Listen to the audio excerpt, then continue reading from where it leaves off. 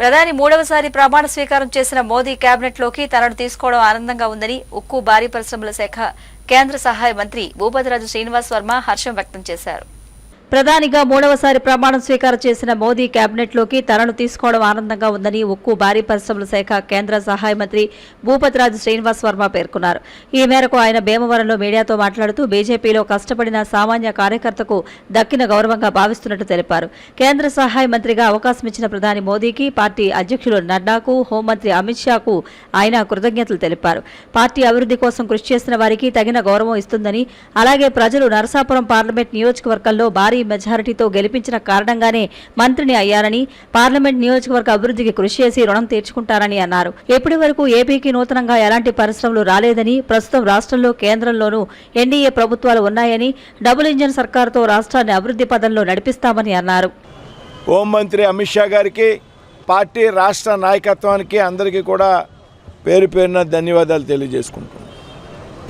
ఏదైతే భారతీయ జనతా పార్టీలో పార్టీ కోసం అహర్నిశలు కష్టపడి పనిచేస్తారో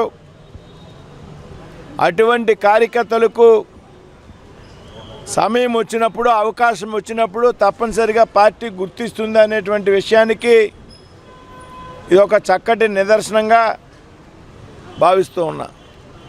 భారతీయ జనతా పార్టీ కార్యకర్త ఆధారిత పార్టీ.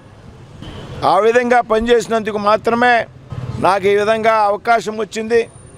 నేను ఈవేళ మంత్రిని అయ్యాను అంటే దానికి ముందుగా నేను పార్లమెంట్ సభ్యుడిగా ఎన్నిక కావడం, పార్లమెంట్ సభ్యుడిగా ఎన్నికైనటువంటి సందర్భంలో రాష్ట్రంలోనే అతిపెద్ద మెజార్టీ, అతి ఎక్కువ మెజార్టీ వచ్చినటువంటి అతి కొద్ది స్థానాల్లో నరసాపురం పార్లమెంట్ నియోజకవర్గం కూడా ఉంది.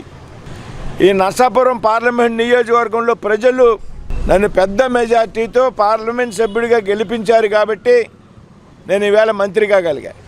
కాబట్టి నరసాపురం పార్లమెంట్లో ఉన్నటువంటి ప్రజలకు అందరికీ కూడా పేరు పేరున, అదేవిధంగా ఈ నియోజకవర్గంలో ఉన్నటువంటి 3 పార్టీల కార్యకర్తలు, Bharatiya Janata party, Telugu Desam party, Janasena party కార్యకర్తలు అహర్నిశలు నా విజయం కోసం కష్టపడి పనిచేసి నన్ను పార్లమెంట్ సభ్యునిగా గెలిపించినందువలన మాత్రమే నేను మంత్రి కాగలిగాను అనేటువంటి విషయాన్ని గుర్తు తెచ్చుకుంటూ రాబోయేటువంటి రోజుల్లో తప్పనిసరిగా వారి యొక్క రుణాన్ని తీర్చుకునే విధంగా నా పనితీరు ఉంటుంది అనేటువంటి విషయాన్ని ఈ సందర్భంగా తెలియజేస్తున్నా. భారీ పరిశ్రమలు, స్టీల్, ఏదైతే ఆంధ్రప్రదేశ్లో గత 5 సంవత్సరాలుగా ఒక్క కొత్త పరిశ్రమ కూడా వచ్చినటువంటి సందర్భం లేదు. కొత్త పరిశ్రమలు రాకపోగా ఈ రాష్ట్రంలో ఉన్న పరిశ్రమలు కూడా ఇతర రాష్ట్రాలకు వెళ్ళిపోయేటువంటి పరిస్థితి ఈ రాష్ట్రంలో మనందరికీ కూడా తెలుసు.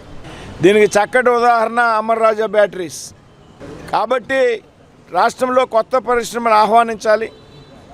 రాష్ట్రంలో కూడా ఎన్డీఏ ప్రభుత్వం వచ్చింది. ఈవేళ ఏదైతే మనం డబుల్ ఇంజన్ సర్కార్ అని చెప్తూ ఉన్నామో, కేంద్రంలో రాష్ట్రంలో ఒకే పార్టీ, ఒకే కూటమి ప్రభుత్వాలు అధికారంలో ఉండాలని ఈవేళ రాష్ట్రంలో, కేంద్రంలో ఎన్డీఏ ప్రభుత్వాలు ఉన్నాయి. కొత్త పరిశ్రమలు ఈ రాష్ట్రంలో ప్రారంభించే విధంగా మనం కృషి చేయాలి. ముఖ్యమంత్రి చంద్రబాబు నాయుడు గారు కూడా బాధ్యతలు స్వీకరిస్తున్నారు. రేపు కొత్తగా రాష్ట్రంలో ఒక భరోసా, రాష్ట్రంలో ఉన్నటువంటి పరిశ్రమలకు ఒక భరోసా ఇవ్వాలి.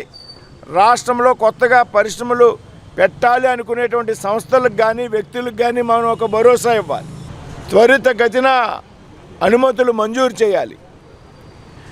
కఠిన తరంగా ఉన్నటువంటి నిబంధనలను సరళీకృతం చేయాలి. భూమి కేటాయింపులు వెంటనే జరగాల. మనం భరోసా ఇవ్వాలి కొత్తగా వచ్చేటువంటి పరిశ్రమలు స్థాపించేటువంటి వ్యక్తులకు కానీ, సంస్థలకు కానీ.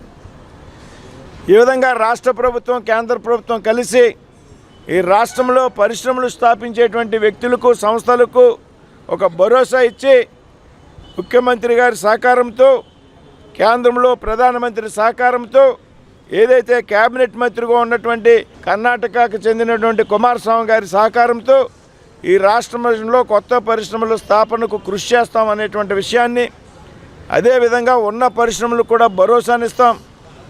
ఉన్న పరిశ్రమలు కూడా వారి యొక్క సామర్థ్యాన్ని పెంచుకోవడానికి అవకాశం ఇస్తాం.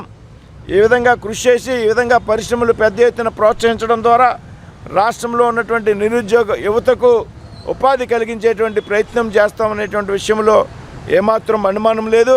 నేను 2 రోజుల్లో బాధ్యతలు స్వీకరించాక అధికారులతో చర్చించాక ఏ రకంగా రాష్ట్ర ప్రభుత్వాలు కేంద్ర ప్రభుత్వాలు కలిపి పనిచేయాలనేటువంటి విషయం మీద ఒక చక్కటి అవగాహన వచ్చి నేను నియమించబడ్డటువంటి ఈ పోర్టు